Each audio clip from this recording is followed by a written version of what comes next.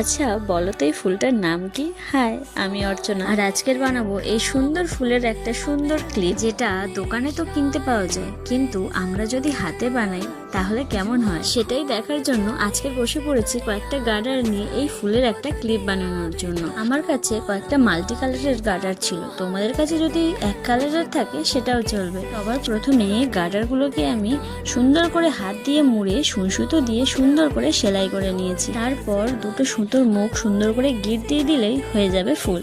তবে হ্যাঁ, এখনো কিন্তু ফুলটা কমপ্লিট হয়নি, মাঝখানটা দেখো ফাঁকা ফাঁকা। একটা অন্য কালারের গার্ডার নিয়ে ওটাকে আবার ওইভাবে মুড়ে আটা দিয়ে আমি মাঝখানে বসিয়ে দিয়েছি। তারপরে একটা পছন্দের ক্লিপ নিয়ে ওটার মধ্যে এই সুন্দর ফুলটা বসিয়ে দিয়েছি আটা দিয়ে। ব্যাস, আমাদের ফুলের ক্লিপ তৈরি। তবে একটা নতুন ফুল দেখাবো যেটা আমি কখনোই দেখিনি, আর সেটা হলো এই যে অ্যালোভেরার ফুল। আর হ্যাঁ, যাওয়ার আগে কিন্তু সাবস্ক্রাইব করতে ভুলো না।